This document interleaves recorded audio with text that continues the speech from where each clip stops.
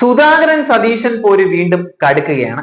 ചെന്നിത്തലയുടെ ഇലക്ഷൻ അടുത്തു വരുന്നു എന്നത് കണ്ടുകൊണ്ടാണ് വീണ്ടും കോൺഗ്രസിനുള്ളിൽ അടി തുടങ്ങിയിരിക്കുന്നത് തന്നെ. ആരാകണം മുഖ്യമന്ത്രി എന്ന തർക്കം കുറച്ചു നാളത്തേക്ക് കാണില്ല എന്ന് കരുതിയെങ്കിലും വീണ്ടും ചെറിയ രീതിയിലൊക്കെ കോൺഗ്രസിൽ അടി തുടങ്ങിയിരിക്കുകയാണ്. ശശി തരൂർ വിവാദം ഒന്ന് കെട്ടടങ്ങിയപ്പോഴേക്കും സോഷ്യൽ മീഡിയകളിൽ സതീശൻ ഫാൻസും ചെന്നിത്തല ഫാൻസും തമ്മിൽ പോര് നടക്കുകയാണ്. ഇലക്ഷൻ ജയിക്കുന്നതൊക്കെ രണ്ടാമത്തെ കാര്യം, ആദ്യം മുഖ്യമന്ത്രി ആര് എന്ന് തീരുമാനിക്കുക എന്നുള്ള നയത്തിലാണ് കേരളത്തിലെ കോൺഗ്രസ്. രാഹുൽ ഗാന്ധി ഒരു വിധത്തിലൊക്കെ പറഞ്ഞ് മനസ്സിലാക്കി ഒന്ന് പോയതേ ഉണ്ടായിരുന്നു.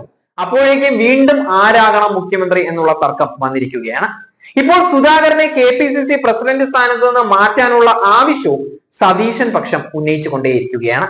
പരസ്യമായ പ്രതികരണങ്ങൾ ഒന്നും തന്നെ നടത്തുന്നില്ല എങ്കിലും സതീശൻ പക്ഷത്തിന്റെ പ്രധാന ആവശ്യം സുധാകരനെ അവിടെ നിന്ന് എടുത്തു മാറ്റുക എന്നത് തന്നെയാണ്. പോരാഞ്ഞിട്ട് സുധാകരൻ കഴിഞ്ഞ ദിവസം മുഖ്യമന്ത്രി ഒരു കാരണവുമില്ലാതെ രാജിവെക്കണമെന്ന് പറഞ്ഞതും കോൺഗ്രസിന് അകത്ത് തന്നെ സുധാകരനെതിരെ വിമർശനങ്ങൾ വരുത്തിയിരിക്കുകയാണ്. മാസപ്പടി കേസിൽ മുഖ്യമന്ത്രിയുടെ മകൾ വീണ വിജയനെ പ്രതി ചേർത്ത സാഹചര്യത്തിൽ ഒരു നിമിഷം വൈകാതെ പിണറായി വിജയൻ രാജിവെക്കണമെന്നായിരുന്നു KPCC president K Sudhakaran MP പറഞ്ഞിട്ടുണ്ടായിരുന്നത്. മധുരയിൽ നടക്കുന്ന പാർട്ടി കോൺഗ്രസ് ഇക്കാര്യം അടിയന്തരമായി തീരുമാനിക്കണം എന്നൊക്കെ സുധാകരൻ പറഞ്ഞിട്ടുണ്ടായിരുന്നു. പാർട്ടിക്കകത്ത് വലിയ വിമർശനങ്ങൾ ഉണ്ടാക്കിയിരുന്നു ഈ പ്രസ്താവന. മധുരയിൽ നടക്കുന്ന സുപ്രധാനമായ പാർട്ടി കോൺഗ്രസ് പതിവ് പോലെ മുഖ്യമന്ത്രിയെ സംരക്ഷിക്കാനാണ് നീക്കമെങ്കിൽ CPIM-ന്റെ അന്ത്യത്തിന് അവിടെ നിന്ന് തുടക്കം കുറിക്കുമെന്നൊക്കെ സുധാകരൻ പറഞ്ഞിട്ടുണ്ടായിരുന്നു. പാർട്ടി കോൺഗ്രസ് ഇക്കാര്യത്തിൽ സത്യസന്ധമായ നിലപാട് സ്വീകരിക്കണമെന്നാണ് സുധാകരൻ അന്ന് പറഞ്ഞിരുന്നത്. അണികളേക്കാൾ കൂടുതൽ നേതാക്കളുള്ള ലോകത്തിലെ ഒരേ ഒരു പാർട്ടി തന്നെയായിരിക്കും കോൺഗ്രസ്.